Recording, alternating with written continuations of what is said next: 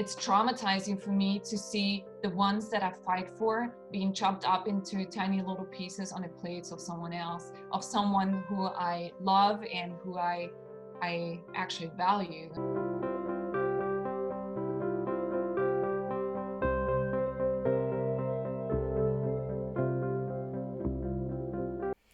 Hi beautiful beings, it's Rebecca, the vegan Pixie warrior. Today we're back with Kerstin again from Austria. This time it's about her liberation pledge. I noticed when I interviewed her last time about her activism, she had a liberation bracelet on. So I decided to do another interview with her about her liberation pledge and why she thinks it's important. So enjoy the video. Hi Kerstin, thank you for joining me again on my YouTube channel. Today we're talking about your liberation pledge. So Yes. can I ask you what inspired you to take the liberation pledge? What inspired me? It's I think I've heard about the pledge when I went vegan. Like my partner stumbled across the website of the Liberation Pledge, I think like 2 or 3 months in. And I remember thinking, well, wow, like that's something. I'm sure I could never do that. And then because I thought that way, I didn't think about it anymore. I never revisited that page. And and then an activist came to Vienna and we actually got to talk about Christmas, and I was telling him my worries about Christmas and being together with my grandparents and sitting at a table where animals are eaten. And then he mentioned the Liberation Pledge again, and we actually ended up talking for hours about the Liberation Pledge, and he gave me tips on how to talk to my grandparents, my parents, and everyone involved. And I remember going back home that day, and I think it was the same day where I took the pledge online, and I basically told my partner about it, and he took it too, because we were like, okay, well, we'll just make it work somehow. How did you go about telling your friends and family you'd taken the pledge and explaining to them? So it actually was pretty easy talking to my mom and my stepdad, because they went vegan um, six months after I went vegan. So they kind of, yeah, they did have an understanding for why I felt this way or I feel this way. And but my mom was worried about me not being at family dinners with my grandma, and um, so that wasn't that difficult. My dad, I just told him, and he was like, okay, this could be difficult. And telling my grandparents was actually, I thought it would be super difficult, but because it was a month prior to Christmas, I drove 2 hours to their house, and I talked to them, and I told them why I feel this way and why I want to have a peaceful Christmas this year. They were surprisingly understanding. So my grandpa, he was just like, okay. And my dad was surprised that my grandpa was reacting that way. And it was actually pretty interesting. I still think though that my grandpa didn't really understand the whole meaning of it, but I didn't care at that time. What words did you use to explain? What reasons did you give them? I was telling them that I'm not only not consuming animals and wearing animals and not using products that are tested on animals and use animals for entertainment, but also I'm an activist and I'm actively speaking up for animals on the streets and online. And that because of that, I've seen so much footage of the animal industry. I've talked so much about the practices that are used on innocent animals that I'm not able to enjoy a meal, even though it's plant-based, at a table where animals are being consumed. And that it's traumatizing for me to see the ones that I fight for being chopped up into tiny little pieces on the plates of someone else, of someone who I love and who I actually value. And that was how I explained it to them, and they were actually pretty open about it, and they try to understand, even though I think they don't truly understood where I was coming from, because they didn't they aren't vegan themselves. And but yeah. That's amazing. They were so supportive. Like I've had a mixed reaction from family and Hmm. friends. I've had a friend for 7 years, and like I said to you before, in our last interview, I've been vegan for 3, and she's never actively eaten animals in front of me, and I've never asked her not to.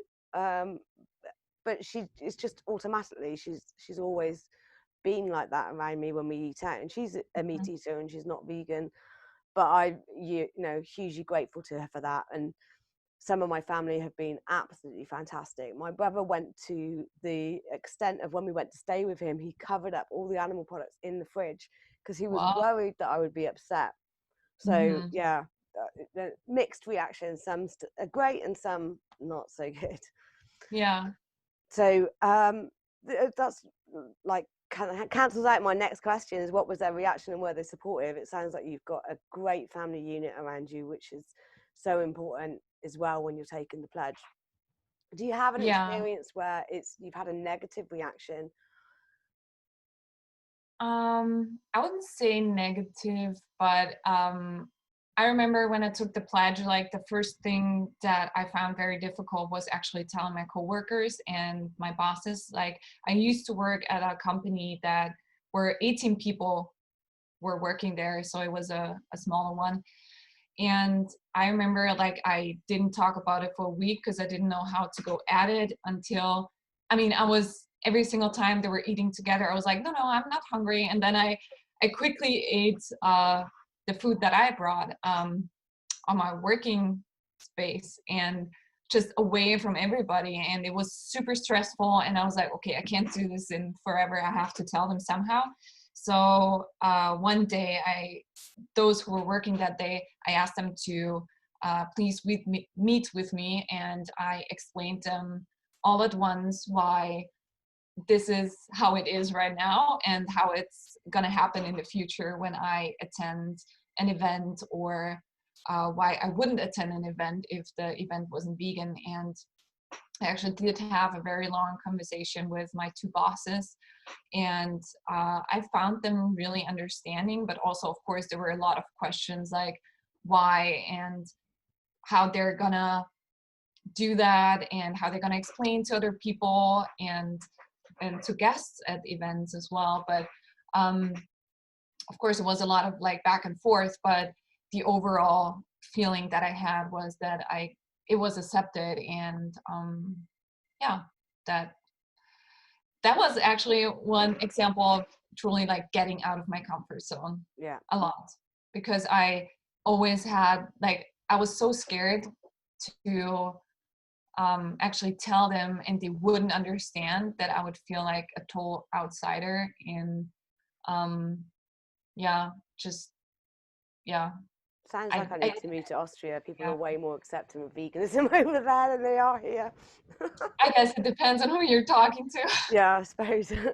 And can you name a positive experience? I mean, I've had so many where I find the pledge has led on to more conversations about animal rights. Has it been the same for you? Yes. So I remember there was one girl at the office, and um, she was just like, "Oh, you've got such a nice bracelet. Like, how, like, why is it a pork and everything?" And she asked me, and I was like, "Oh, my boyfriend did it for me. You know, he bent it for me." And she was like, "Oh, so he does make jewelry." I'm like, "No, no." So uh, I kind of then talked about the meaning of it, and she was really surprised, and she was very interested about it. And she was also new at that time, so uh, she did an internship by that time, and she was really interested into, yeah, the meaning behind the fork bracelet. And it actually led to more conversations. And then she went vegan a year after. And it wasn't because of the pledge or anything, but I think like all the conversations just added up, and she was confronted with this topic like right at the beginning when she came to to the office. So yeah. But it started that conversation, and it is a Yeah. conversation starter when you tell people you've taken the pledge, and well, I found my personal experience when I've told them and why, the conversation opens up a lot more. I mean, I Mhm. haven't actually convinced anyone yet to go vegan since that, but I've only been doing it since, well, yeah, I've been doing it a year now, just over. But I've inspired others to take the pledge, and that's Yeah. been fantastic. You know, that's one of the things, you know, to take the pledges to go vegan, to refuse to sit with animals, and to Yeah. inspire others to take the pledge. So hopefully I'll Exactly. get someone to go vegan from it. But yeah, that's amazing. So Yeah. you know, the pledge started the ball rolling. It sowed that Yeah. seed. Yeah. Yeah, because she came up to me like every single time she had a question about, I don't know, an animal product or about justice, you know, when it comes to animals and how we treat animals. And it just, I guess it just built up on that. And yeah. And another one was also that I got to make a couple of events at the office fully vegan. So the whole food was vegan, and I think the guests didn't even notice. It was just so satisfying being there, you know, and just feeling completely myself. And Yeah, then looking around at that in that room, and there were 80 people in there, and everybody just enjoyed the food, and it was all plant-based. So yeah, that's so I good. guess that was like the top top experience. Yeah, that's a really positive experience. I've yet to get there. I will be. I mean, at the moment, I'm working from home, and we're about to go Yeah, into another lockdown, so I don't know what's happening with that. But I'd love for, you know, to introduce some more vegan products at work, and try and get the yeah, vending machine to be vegan completely or something like that. Would be great. yeah, yeah. So, what does the pledge mean to you? You know, how has it affected you, and what does it mean to you? The pledge to me means freedom.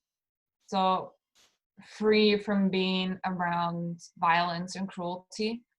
Like I thought it would be super difficult, but I found it to be so easy once you start talking about it, um once you make clear your point of view, and once you say, okay, well, I'm not willing to be around cruelty. And to be honest, like the only time where I'm really um confronted with violence is at the supermarket, and I can feel how much anxiety it gives to me just being there and seeing what other people or who other people buy chopped up into pieces. And but I it's so difficult for me because everything around me, if it's like going out to fully vegan places, which I know very privileged to do here in Vienna because we have so many, but from being, yeah, from going to only vegan places to, um, yeah, even my dad, who's not vegan, only goes to fully vegan places with me because that's how I want it. And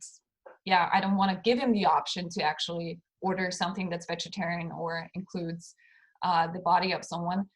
And having dinners, meetups, whatever, just fully plant-based, that's so freeing for me. And it just is a form of activism for me as well. So it's not only freedom, it's like an act of, it's like a rebel act that forces people to adapt, to have, yeah, to have peaceful habits. And it's just wonderful. I can't imagine doing it any different No, today, and accepting this kind of cruelty and violence around me. Like, this is not who I am, this is not who I want to be, and this is not who, like, what I stand for. And yeah, if people yeah, want to meet up with me, they have to they have to go to vegan places. And they, yeah, yeah, it's definitely become my favorite form of activism. And yeah, like you said, it was freeing. I mean, it's called liberation, and I find it incredibly liberating yeah, taking the liberation pledge. It's, yeah, the same. And I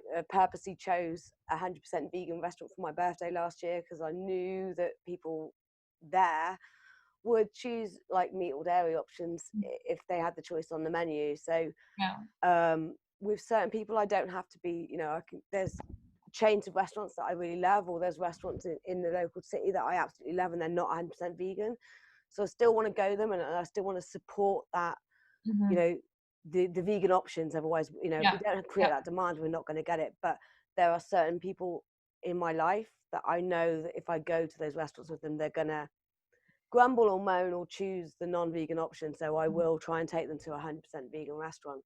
But like you were Mhm. saying about the supermarkets, the other day I was in the supermarket with my husband, and we were going up the aisle to get something, and there was just dead body parts everywhere, and I said, I've got to go. And I went outside and waited in the car. I just couldn't, I couldn't Yeah. stand it. I got so Yeah. upset.